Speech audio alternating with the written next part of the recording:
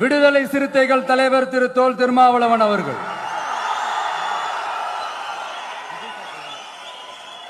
அவங்களால இன்னைக்கு வர முடியாம போச்சு.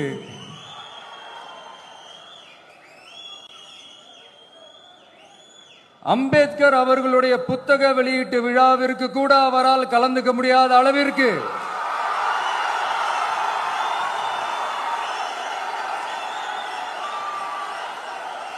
கூட்டணி கட்சிகள் சார்ந்து எவ்வளவு பிரஷர் இருக்கும் என்று என்னால் யூகிக்க முடிந்தாலும்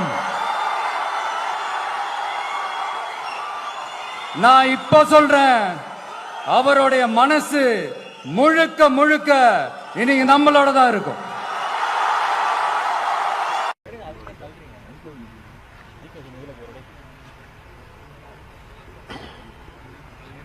தமிழக வெற்றி கழகத்தின் தலைவர் விஜய் அவர்கள் அம்பேத்கர் நினைவு நாளில் அம்பேத்கர் தொடர்பான நூலை வெளியிட்டிருப்பதும் அம்பேத்கர் அவர்களை பற்றி பேசியிருப்பதும் பெருமை அளிக்கிறது. இன்றைக்கு பொது நீரோட்டத்தில் அம்பேத்கர் அவர்கள் வெகுவாக பேசப்படுகிறார். அந்த வரிசையில் விஜய் அவர்களும் விகடன் பதிப்பகத்தாரின் எல்லோருக்குமான தலைவர் என்கிற எல்லோருக்குமான தலைவர் அம்பேத்கர் என்கிற நூலை வெளியிட்டிருப்பது வரவேற்புக்குரியது, பாராட்டுதலுக்குரியது. அந்த நிகழ்வில் நான் பங்கேற்க இயலாமற் போனதற்கு திமுக அல்லது திமுக தலைமையிலான கூட்டணி கட்சிகள் கொடுத்த அழுத்தம் என்பதை போன்ற கருத்தை அவர் பதிவு செய்திருக்கிறார். அதில் எனக்கு உடன்பாடு இல்லை. அப்படி எந்த அழுத்தமும் இல்லை என்பதை நான் தெளிவுபடுத்தியிருக்கிறேன். அழுத்தம் கொடுத்து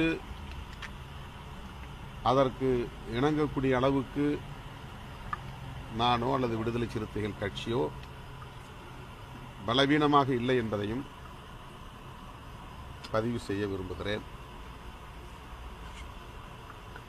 இந்த நிகழ்வில் நான் பங்கேற்காமல் போனதற்கு திரு விஜய் அவர்கள் காரணமில்லை. அவருக்கும் எங்களுக்கும் எந்த விதமான சிக்கலும் இல்லை. ஆனால் எங்கள் இருவரையும் வைத்து, அதாவது விஜய் திருமா இருவரும் மேடையில் ஏறப் போகிறார்கள் என்று அதிகாரபூர்வமாக நிகழ்வு உறுதிப்படுத்தப்படாத நிலையிலேயே அரசியல் சாயம் பூசியவர்கள் யார், அதற்கு என்ன பின்னணி என்பதை ஆய்ந்து பார்க்க வேண்டிய தேவை உள்ளது. அவர்கள் எந்த பின்னணியில் இயங்குகிறார்கள், எப்படி இந்த செய்தியை வெளியிட்டார்கள், அதை ஒட்டி சமூக ஊடகங்களில் வாதிட்டவர்கள் எந்த பின்னணியிலிருந்து கருத்துக்களை முன்வைத்தார்கள் என்பது முக்கியமானது. ஏறத்தாழ 1/4 நூற்றாண்டு காலம் தேர்தல் அரசியல் களத்திலே நாங்கள் நிற்கிறோம். ஓரளவுக்கு எங்களாலும் யூகிக்க முடியும் யார் என்ன பின்னணியில் இயங்குகிறார்கள், என்ன பின்னணியில் பேசுகிறார்கள் என்பதை கணிக்க முடியும். அந்த வகையில்தான் அம்பேத்கர் நூல் வெளியீட்டு விழாவை அரசியலாக்கி விடுவார்கள், அப்படி அரசியல்படுத்துவதை நான் விரும்பவில்லை என்கிற அடிப்படையில்தான் நானே முன்கூட்டியே விகடன் பதிப்பகத்தாரிடத்தில் சொல்லிவிட்டேன். விஜய் அவர்களோடு எங்களுக்கு எந்த சிக்கலும் இல்லை, உங்கள் மீதும் எங்களுக்கு எந்த வருத்தமும் இல்லை. தமிழ்நாட்டில் எங்கள் கூட்டணியை குறிவைத்து காய்களை நகர்த்துகிற அரசியல் நடந்து கொண்டிருக்கிறது. அவர்களுக்கு மீண்டும் ஒரு முறை வெறும் வாய்க்கு அவல் கிடைத்ததைப் போல ஒரு வாய்ப்பை தர நான் விரும்பவில்லை. எனவே என்னுடைய வாழ்த்துக்கள், வெற்றிகரமாக இந்த விழாவை நீங்கள் நடத்துங்கள் என்று ஏற்கனவே நான் கூறிவிட்டேன். நான் சுதந்திரமாக எடுத்த முடிவு, நல்லெண்ணத்தின் அடிப்படையில் எடுத்த முடிவு, விடுதலை சிறுத்தைகள் அங்கம் வகிக்கக்கூடிய கூட்டணியின் நோக்கம் சிதையாமல் இருக்க வேண்டும் என்கிற அடிப்படையில் தொலைநோக்கு பார்வையோடு நான் எடுத்த முடிவு.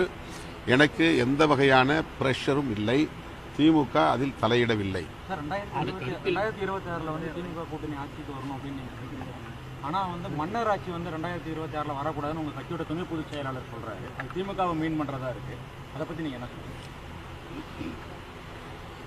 விடுதலை சிறுத்தைகள் கட்சியில் அவர் இருந்தாலும், துணை பொதுச் செயலாளர் பொறுப்பிலே அவர் இருந்தாலும், வாய்ஸ் ஆஃப் காமன் என்கிற அமைப்பின் சார்பில் அவர் அந்த நிகழ்விலே பங்கேற்றார் என்பதுதான் உண்மை. விகடன் பதிப்பகமும் வாய்ஸ் அண்ட் காமன்ஸ் என்கிற அந்த நிறுவனமும் இணைந்து அந்த புத்தகத்தை கொண்டு வந்திருக்கிறார்கள். வாய்ஸ் ஆஃப் காமன் என்பது ஒரு நிறுவனம், தேர்தல் உத்திகளை வகுக்கக்கூடிய நிறுவனம். அது கோ பப்ளிஷர், இணை வெளியீட்டாளர் என்கிற அடிப்படையில் எல்லோருக்குமான தலைவர் அம்பேத்கர் என்கிற நூலை வெளியிடுவதில் ஈடுபட்டிருக்கிறது. ஆகவே அவர் முக்கியமான ஒரு பங்கை வகிக்கிறார் அந்த நூல் வெளியீட்டில்.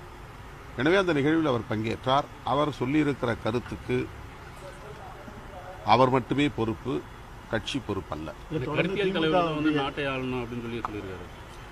ஒவ்வொரு தனி மனிதருக்கு ஒரு சுதந்திரம் இருக்கு, கருத்து சொல்லலாம். கட்சிக்குள்ள 100 பேர் இருக்கிறோம், 100 கருத்து சொல்ல முடியும்.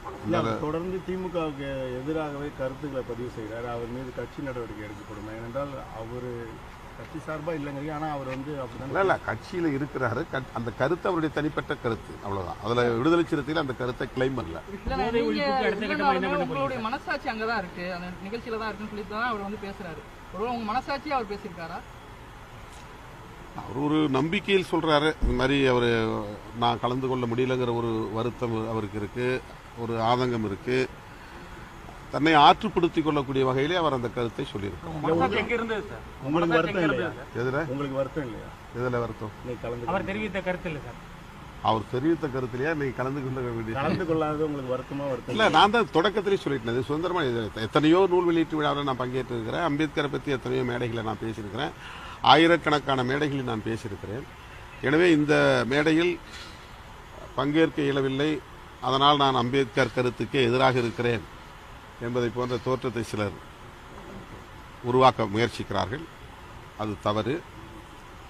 பொதுவெளியிலே இன்றைக்கு நடிகர் விஜய் போன்றவர்கள் எல்லாம் அம்பேத்கர் அவர்களை பற்றி பேசுவது என்பது புரட்சியாளர் அம்பேத்கருக்கு கிடைத்த ஒரு மாபெரும் வெற்றியாக நான் பார்க்கிறேன். மற்றபடி எனக்கு இதில் எந்த வருத்தமும் இல்லை, நெருடலும் இல்லை. இன்று மாலை இது வந்து மேடைக்கான ஒரு கருத்து. அந்த அதை வந்து நம்ம பெரிதுபடுத்த வேண்டிய தேவையில்லை. 2024 தாவேகாவும் விசிகாவும் சேர்ந்து கூட்டணி வச்சா இளைஞருக்கான ஒரு இதை உருவாக்கலாம்னு சொல்லியிருக்காரு. இப்போ நீங்க அதை எப்படின்னு நீங்க நினைக்கிறீங்க? அவர் அவருடைய விருப்பத்தை வெளிப்படுத்தியிருக்கிறாரு. அவருடைய ஒரு செயல் திட்டமாக அப்படி ஒரு செயல் திட்டத்தை வகுக்கலாங்கிற எண்ணம் கூட அவர் இருக்கலாம். அது அவங்களுடைய தனிப்பட்ட கருத்து. நாங்கள் ஏற்கனவே ஒரு கூட்டணியில் இருக்கிறோம் என்பதை பலமுறை நான் சொல்லியிருக்கிறேன். அந்த கூட்டணியை உருவாக்கியதில் விடுதலை சிறுத்தைகளுக்கும் ஒரு பங்கு உண்டு. அந்த வகையில் நாங்கள் அந்த கூட்டணியில் தொடருவோம் என்பதை பலமுறை சொல்லியிருக்கிறேன், இப்போதும் சொல்லுகிறேன். நீங்க மக்கள் பிரச்சனையில நான் வந்து இந்த போட்டோ ஷூட் நடத்துறது, ட்வீட் போடுறது, அவங்களுக்காக அறிக்கை விடுறது, இந்த மாதிரி சம்பிரதாய அரசியல் எனக்கு வந்து விருப்பமே இல்லை. என்ன செய்யறது, நானே ஆனா சம்பிரதாயத்தை இதெல்லாம் செய்ய வேண்டியிருக்கு அப்படின்னு சொல்றாரு. இது வந்து அரசியல் கட்சி தலைவரா? அதுதான் அவருக்கு உடன்பாடு இல்லை. ஆனாலும் அதுக்கு உடன்படக்கூடிய நிலை. இதுதான் அரசியல். அரசியலை நோக்கி, அதிகார மையத்தை நோக்கி போக போக நாம் நிறைய கற்றுக்கொள்ள நேரிடும். 200+ அதைத்தான் அவர் இன்றைக்கு அவர் வெளிப்படுத்தியிருக்கிறார். 200+ தொகுதியில் நீங்க ஜெயிக்கணும்னு சொல்றீங்க. ஆனா அவங்க வந்து இருமாப்பு அப்படின்னு சொல்லி விஜய் பேசியிருக்காரு. மைனஸ்ல போயிடுவீங்க 2026 சொல்லியிருக்காரு. இதுக்கெல்லாம் கருத்து சொல்ல முடியாது. அது அவரே, அதுதான் அவருடைய கருத்தை அவர் சொல்லியிருக்கிறார். அதுக்கு வந்து அதை விட கூடுதலான விளக்கம் தேவைன்னா அவர்கிட்ட தான் நீங்க பேசுங்க. போதை ஒழிப்பு வந்து மாநாடு நடத்தினீங்க, அதுக்கு அடுத்த கட்டமா அது சம்பந்தமா என்ன முயற்சி? நாங்க வந்து இப்ப கட்சியின் மறுசீரமைப்பு நடவடிக்கையில் ஈடுபட்டு வருகிறோம். அதன் பிறகு எல்லா ஒன்றியங்களிலும் மது ஒழிப்பு மகளிர் குழுவை நாங்கள் கட்டமைக்க இருக்கிறோம். அந்த மகளிர் குழுவினருக்கு மது ஒழிப்பு தொடர்பான விழிப்புணர்வு பிரச்சாரங்களை அல்லது பயிற்சியை நாங்கள் தர திட்டமிட்டிருக்கிறோம். இது ஒரு நீண்டகால செயல் திட்டம். அதற்கான அடிப்படை பணிகளை இந்த மறுசீரமைப்பு முடிந்தவுடன் மேற்கொள்வோம். ஆதவ் அர்ஜுன் மீது வந்து நடவடிக்கை எடுக்கப்படுமா? ஏற்கனவே கேட்டிருந்தேன். திமுக தொடர்ந்து நீங்க கூட்டணியை வந்து காப்பாத்துறீங்க, நீங்க எல்லாம் ஒன்னா இருக்கீங்க. அதுதான், அதாவது திமுக தலைமையிலான கூட்டணியில் விடுதலை சிறுத்தைகள் அங்கம் வகிக்கிறது. இந்த நிலையிலே திமுக கூட்டணியில் குழப்பத்தை ஏற்படுத்தும் வகையில் அவர் கருத்து தெரிவித்து வருகிறார் என்பது உண்மை. அவரிடம் விளக்கம் கேட்போம். உரிய விளக்கம் கிடைக்கும் என்று பார்ப்போம். அதன் பிறகு இயக்க முன்னணி தோழர்களோடு கலந்து பேசுவோம். தலைமைக்கு கட்டுப்படாதவராக இருக்கிறார்.